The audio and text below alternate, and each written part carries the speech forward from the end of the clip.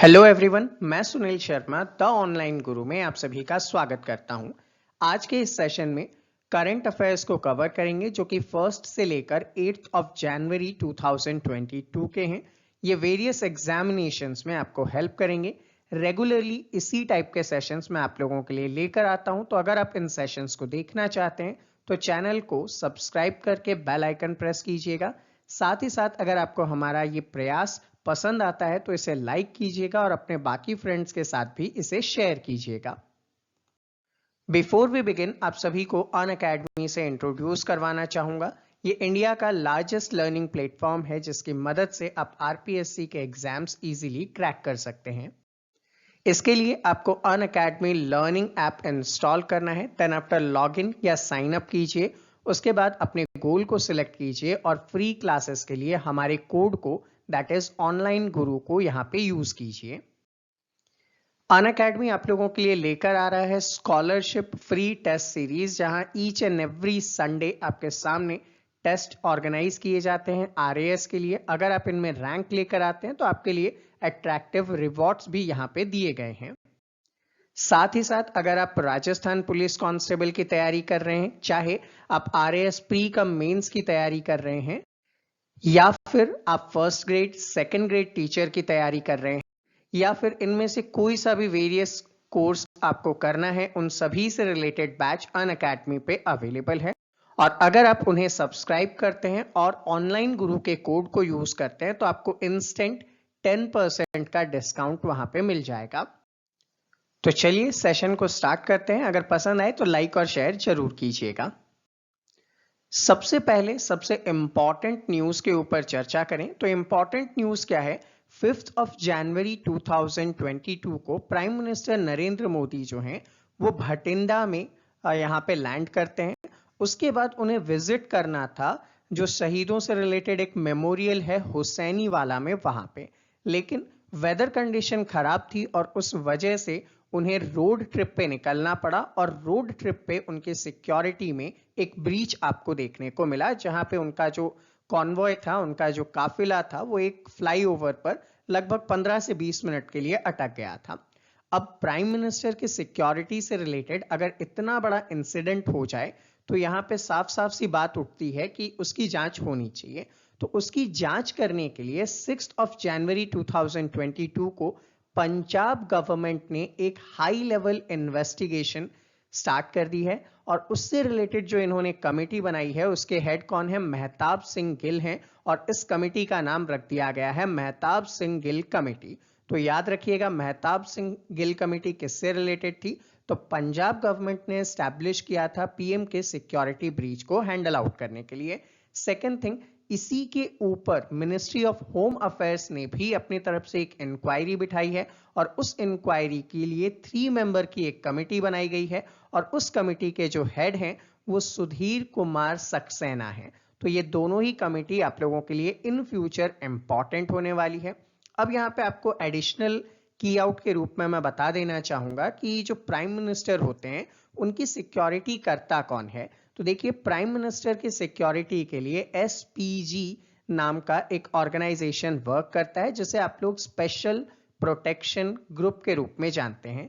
इसे स्टैब्लिश किया गया था 1988 के अंदर और इसका इकलौता दायित्व है प्राइम मिनिस्टर की सुरक्षा करना, चाहे वो होमलैंड में हो चाहे वो विदेश के अंदर हो, हर किसी भी सिचुएशंस के अंदर। और इसी से रिलेटेड एक टर्म और ज्यादा चर्चा में आ रहा है, that is a blue book. ठीक है, अब ये नीली किताब क्या है, तो भैया ये ब्लू बुक एक ऐसा रूल बुक है जो एसपीजी के सभी गाइडलाइंस जो उनको फॉलो करने होते हैं उससे रिलेटेड है। तो आपको एग्जाम पॉइंट ऑफ व्यू से क्या याद करना है, first thing Mehtab Singh Gill committee, second thing Sudhir Kumar Saxena committee किससे रिलेटेड है, तो पीएम के सिक्योरिटी ब्रीच से रिलेटेड है। फर्स्ट पंजाब गवर्नमेंट की है, second ministry of home affairs की है, थर्ड थिंग पीएम के सिक्योरिटी का जिम्मा है किसके पास, तो एसपीजी के पास। कब स्टैब्लिश हुआ, 1988।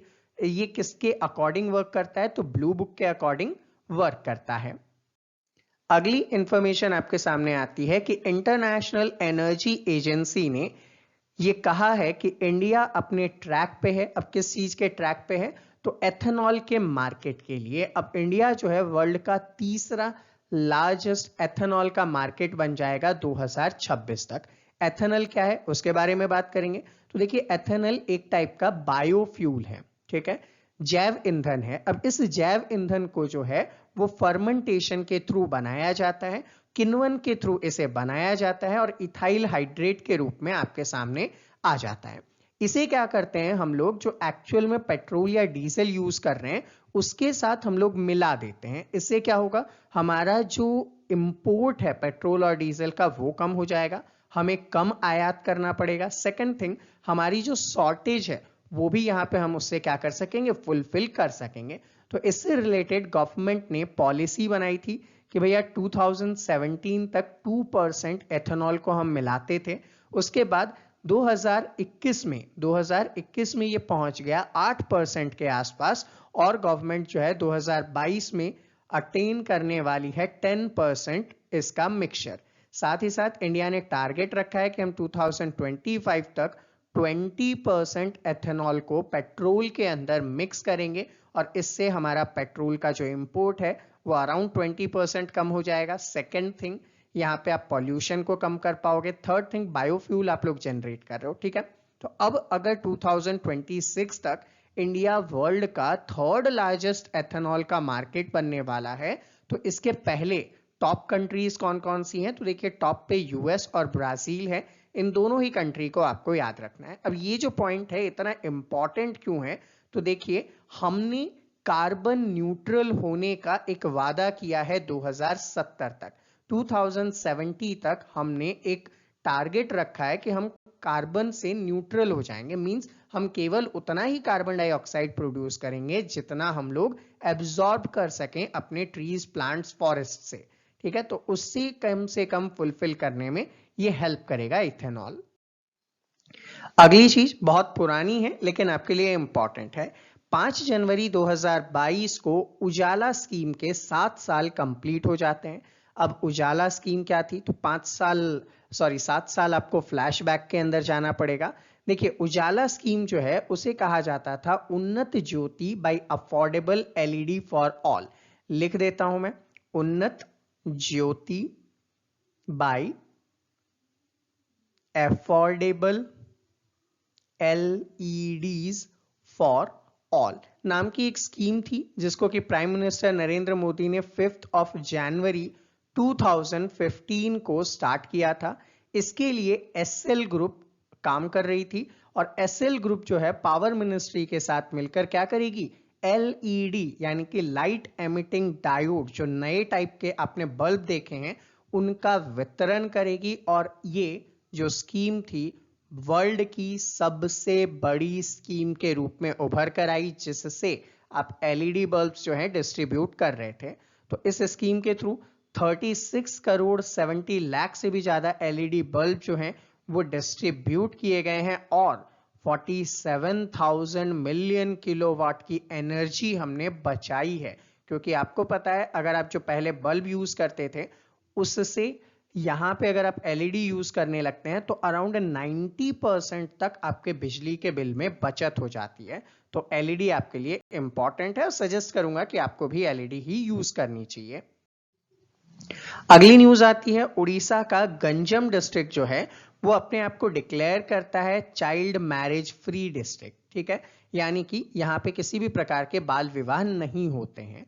तो ऐसा करने वाला स्टेट के अंदर उड़ीसा का गंजम डिस्ट्रिक्ट जो है वो सबसे पहले आपको देखने को मिला। इन्होंने पिछले साल 2020-21 के फाइनेंशियल ईयर में 450 चाइल्ड मैरिज केस को रोका भी था। अब इससे रिलेटेड ये लोग क्या करते हैं और कैसे इसे सक्सेसफुली कवर अप कर पाते हैं, तो देखिए इन्होंने एक प्लान चलाया जिनका नाम है निर्भया कढ़ी, ठीक है। निर्भया कढ़ी प्रोग्राम के थ्रू गंजम डिस्ट्रिक्ट वाले क्या करते हैं, जो स्कूल टीचर्स होते हैं, अगर कोई भी गर्ल स्टूडेंट है एज जिनकी 12 to 18 है, अगर वो 2 to 3 डेज रेगुलर एब्सेंट है तो ये लोग जाकर पता लगाते हैं कि वो एब्सेंट क्यों है और उसका कारण क्या था। और इसी से इन्होंने क्या किया, बाल विवाह को, चाइल्ड मैरिज को रोकने में बहुत अच्छा योगदान किया। अराउंड 450 चाइल्ड मैरिजेस को रोका भी है और अपने आप को चाइल्ड मैरिज फ्री डिस्ट्रिक्ट के रूप में भी अनाउंस कर दिया। अगले न्यूज में आपके सामने आता है कि यूनाइटेड नेशंस का WFP यानी कि वर्ल्ड फूड प्रोग्राम ने बैंगलोर के एक NGO जिसका नाम है अक्षर पात्र, नाम आपने बहुत बार सुना होगा क्योंकि कई जगह स्कूल्स के अंदर जो मिड डे मील पहुंचाया जाता है वो इसी फाउंडेशन की तरफ से ही पहुंचाया जाता है। तो अब क्या होने वाला है, यूनाइटेड नेशंस के वर्ल्ड फूड प्रोग्राम ने इनके साथ हाथ मिलाया है और दोनों मिलकर अब क्या करेंगे, PM पोषण स्कीम को और ज्यादा बेहतर बनाएंगे। अब PM पोषण स्कीम क्या था, तो देखिए इसका नाम था प्रधानमंत्री पोषण शक्ति निर्माण। ठीक है, अब इस स्कीम के थ्रू, ये जो स्कीम है कब स्टार्ट किया गया था, तो सितंबर 2021 में स्टार्ट किया गया था और 5 सालों के लिए ये स्कीम है, कब तक, 2026 तक। और इसका एम क्या है, अराउंड जो स्कूल्स हैं ऑल ओवर इंडिया वहां पे फूड ग्रेन बच्चों को उपलब्ध करवाना, उनको भोजन उपलब्ध करवाने से रिलेटेड स्कीम है। और उसमें गवर्नमेंट क्या कर रही है, अराउंड 1.31 ट्रिलियन का फंड जो है वो उपलब्ध करवा रही है। बाकी का जो फूड ग्रेन, ये जो पैसा है ये फूड ग्रेन के लिए काम में लिया जाएगा, लेकिन उस फूड ग्रेन से पका हुआ भोजन बनाना और डिस्ट्रीब्यूट करने का जो काम है ये अक्षय पात्र फाउंडेशन ने अपने हाथ में लिया है। और अब इनको हेल्प कौन कर रहा है, वर्ल्ड फूड प्रोग्राम जो है वो हेल्प करेगा। PM पोषण स्कीम जो है वो बाल वाटिका से लेकर क्लास तक जाएगी। अब बाल वाटिका क्या है, जिसको कि आप लोग प्राइमरी स्कूल्स कहते हैं। ठीक है, प्री स्कूल्स जो होते हैं, प्राइमरी स्कूल्स जो होते हैं, ऐसे बच्चे जो 6 साल से कम के हैं वहां से लेकर स्कूल्स तक पहुंचाएगी। और अराउंड 24 लाख और ज्यादा बेनिफिशरीज को इस स्कीम का अब फायदा मिलेगा। अगले न्यूज पे आए तो गवर्नमेंट ऑफ इंडिया ने अप्रूव कर दिया है ग्रीन एनर्जी का कॉरिडोर फेज नंबर 2। अच्छा, फेज नंबर 2 है, मतलब पहले भी एक फेज यहां पे आपके सामने आ चुका है, करेक्ट है। फेज नंबर 1 जो था वो इंप्लीमेंट किया गया था। अब मैं यहाँ पे कंपैरेटिव स्टडी कर दे रहा हूं आपके सामने।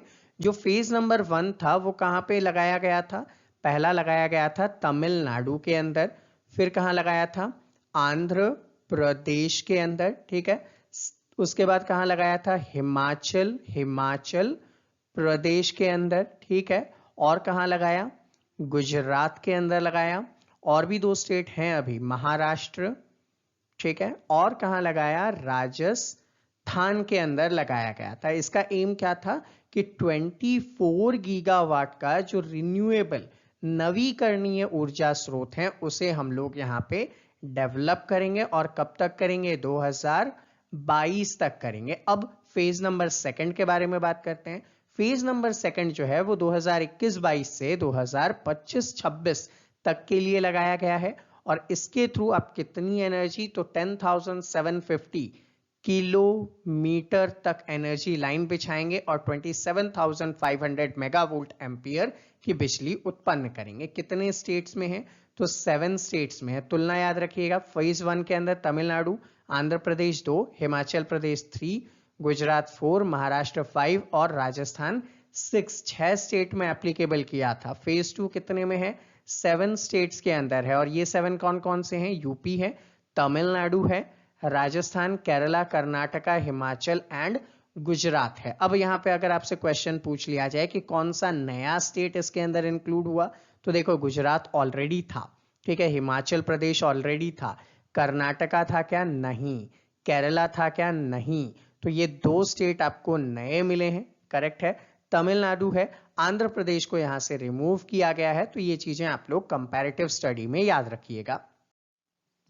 नेक्स्ट आपके सामने आता है एक्सरसाइज, डिफेंस एक्सरसाइज, जिसका नाम है सी ड्रैगन 22। ये जो एक्सरसाइज है एक मल्टीनेशनल एक्सरसाइज है जिसको कि यूएस की तरफ से, यूनाइटेड स्टेट्स की तरफ से स्टार्ट किया गया था। अब अगर इसके बारे में बात करें तो इस एक्सरसाइज में कहां पे किया गया, तो एंडरसन एयरफोर्स बेस गुआम के अंदर किया गया, जिसमें इंडिया ने पार्टिसिपेट किया, ऑस्ट्रेलिया ने पार्टिसिपेट किया, कनाडा, यूएस, साउथ कोरिया और जापान ने पार्टिसिपेट किया। इनका मेन फोकस क्या होता है, एंटी सबमरीन वॉरफेयर से रिलेटेड ट्रेनिंग। ठीक है, तो एंटी सबमरीन वॉरफेयर ट्रेनिंग के लिए ये काम किया गया। और यहाँ पे जितने भी मतलब एक्सरसाइज के अंदर पार्टिसिपेट करते हैं कंट्री, उनकी तरफ से उनको अपने अपने हर एक्शन के लिए एक स्कोर असाइन किया जाता है और उसी स्कोर के अकॉर्डिंग एक प्राइज दिया जाता है जिसका नाम क्या है, तो नोट डाउन कीजिए, ड्रैगन बेल्ट अवार्ड। ठीक है, क्या दिया जाता है, ड्रैगन बेल्ट अवार्ड दिया जाता है। और ये जो ड्रैगन बेल्ट अवार्ड है 2021 का किसे मिला, तो रॉयल कैनेडियन एयरफोर्स को, यानी कि कनाडा की एयरफोर्स को यहाँ पे ये प्राइज जिसका नाम क्या है, ड्रैगन बेल्ट अवार्ड जो है वो दिया गया था। अगली न्यूज आपके सामने आती है, department for promotion of industry and international trade ने क्या ऑर्गेनाइज किया, स्टार्टअप इंडिया इनोवेशन वीक को ऑर्गेनाइज किया 10 से लेकर 16 जनवरी 2022 के लिए ये ऑर्गेनाइज करने वाले हैं। ठीक है, अब 10 से 16 जनवरी 2022 में ये लोग कहां पे ऑर्गेनाइज करने वाले हैं, तो आपके सामने नोट डाउन है, doctor Ambedkar international centre new Delhi के अंदर इसे ऑर्गेनाइज किया जाएगा। अब अगर हम लोग बात करें तो स्टार्टअप इंडिया कैंपेन जो है वो कब से आया था, तो देखो इसी से रिलेटेड है स्टार्टअप इंडिया कैंपेन, तो नोट डाउन कर लीजिएगा, स्टार्ट अप इंडिया कैंपेन। अब ये जो कैंपेन है ये प्राइम मिनिस्टर मोदी ने सबसे पहले स्टार्ट किया था। कब स्टार्ट किया था, अगस्त 15 पे 2015। कहां से, रेड फोर्ट से इसे स्टार्ट किया था। ठीक है, अब इस स्कीम के थ्रू, अब इसके लिए कहा गया था 15 अगस्त 2015 को रेड फोर्ट से, लेकिन एक्चुअल इसकी जो स्टार्ट होती है वो जनवरी 16 2016 से हो जाती है। और इसका मेन काम होता है जितने भी स्टार्टअप्स हैं उनको फंड अवेलेबल करवाना, करेक्टली उनको फंड अवेलेबल करवाना। नेक्स्ट आपके सामने आता है national water award for the year 2020। 2020 के लिए नेशनल वाटर अवार्ड जो है यूनियन मिनिस्ट्री फॉर जल शक्ति ने यहाँ पे दिया। आपसे एक क्वेश्चन पूछता हूं, नीचे कमेंट सेक्शन में कमेंट करके बताइएगा कि यूनियन मिनिस्टर ऑफ जल शक्ति मिनिस्ट्री कौन है। ठीक है, कमेंट करके बताइए। बात करेंगे यहाँ पे प्राइज किसे दिया गया, तो यूपी को फर्स्ट प्लेस, राजस्थान को सेकंड और तमिलनाडु को यहाँ पे थर्ड प्राइज दिया गया।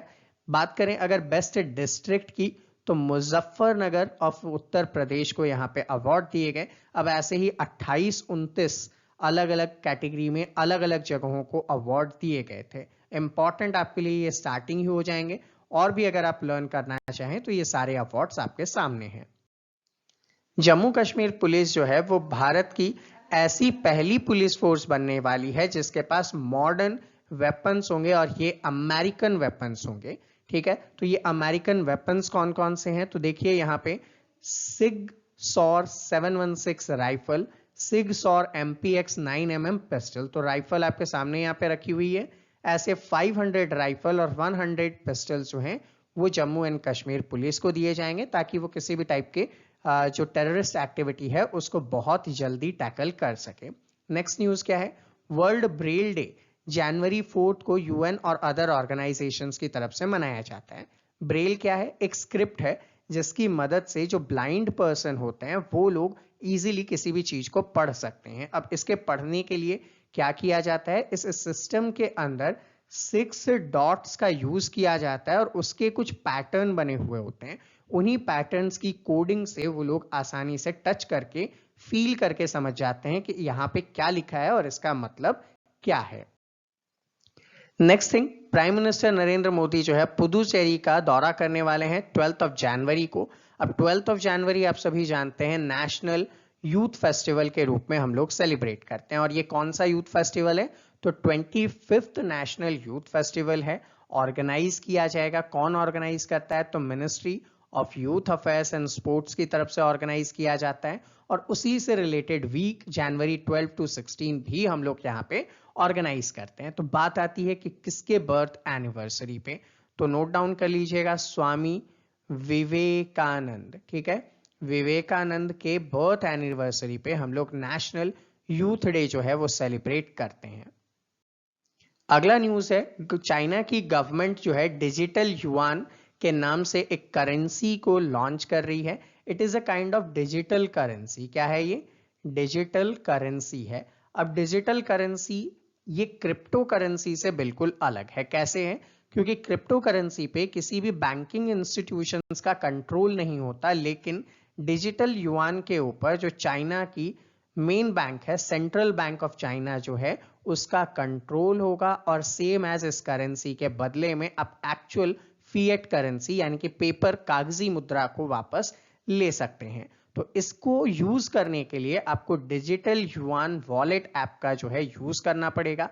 अभी ये स्टार्टिंग फेज में है। 2014 में इसे इन्होंने क्या किया था, स्टार्ट किया था टेस्ट फेज के अंदर। लेकिन अब इसे कहां लॉन्च किया जाएगा, बीजिंग के अंदर जो विंटर ओलंपिक 2022 होने वाले हैं वहां पे लॉन्च किया जाएगा।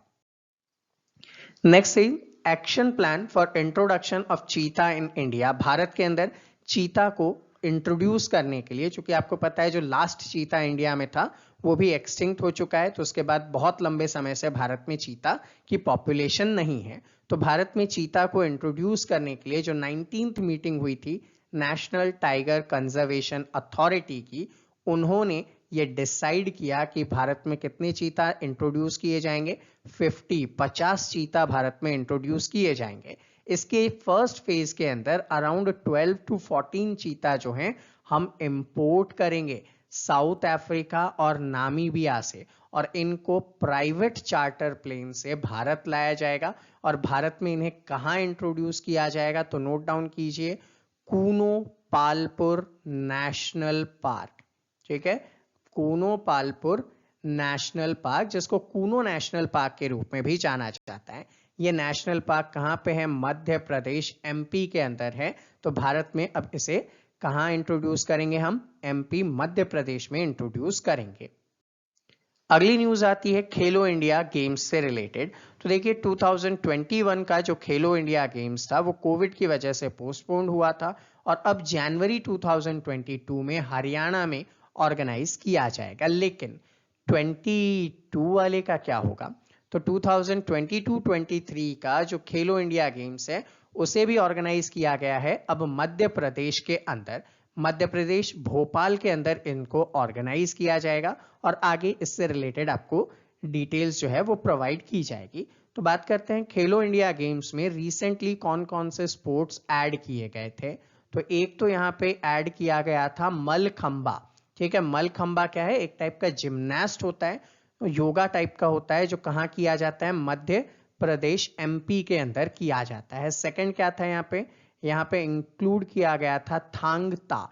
थांगता क्या है, मणिपुर का एक मार्शल आर्ट्स है। ठीक है, थर्ड थिंग यहाँ पे जो इंक्लूड किया गया था वो था कलारी पयत्तू।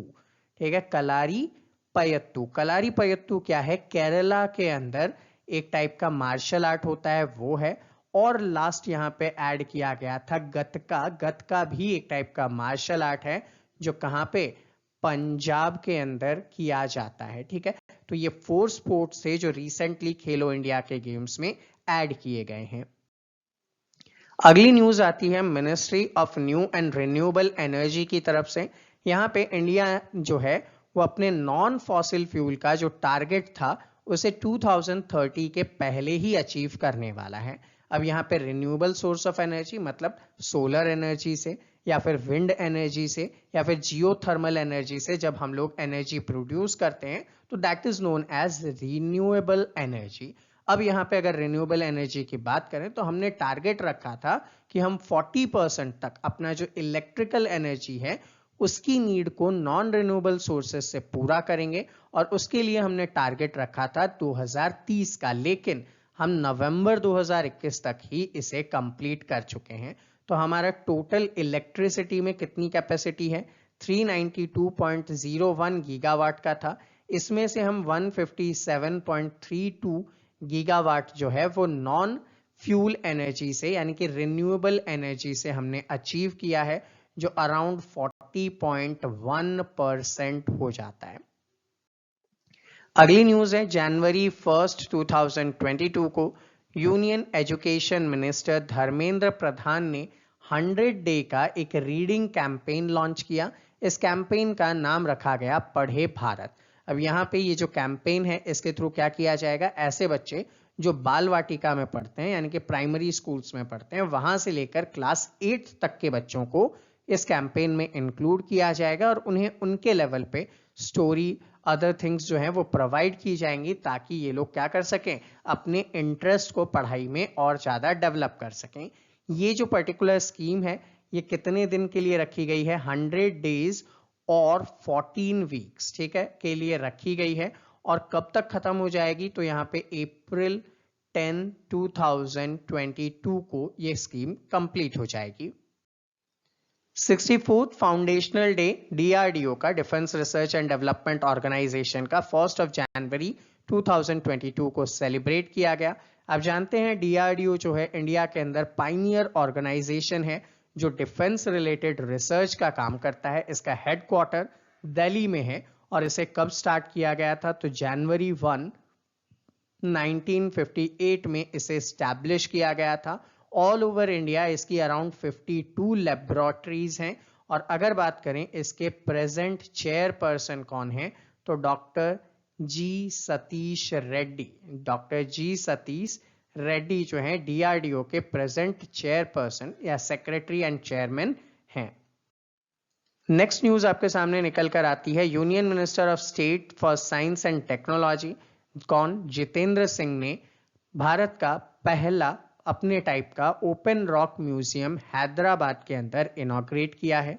सेकेंड न्यूज आपके सामने आती है, एक एडवांस स्टडी की गई national statistics office of India की तरफ से जीडीपी को लेकर, और ये कहा गया कि भारत का 2021-22 के फाइनेंशियल ईयर में जीडीपी जो है वो 9.2% से ग्रो करेगा, जबकि पिछले साल की अगर बात करें तो कोविड की वजह से ये -7.3% था। तो हमने एक अच्छी ग्रोथ जो है वो यहाँ पे देखने को मिलेगी।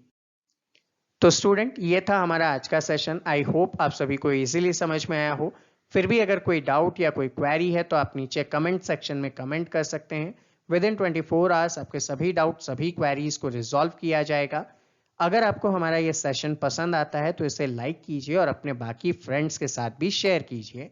और इसी टाइप के सेशंस अगर आप रेगुलरली देखना चाहते हैं तो हमारे चैनल को सब्सक्राइब कीजिए और बेल आइकन को प्रेस करना मत भूलिएगा।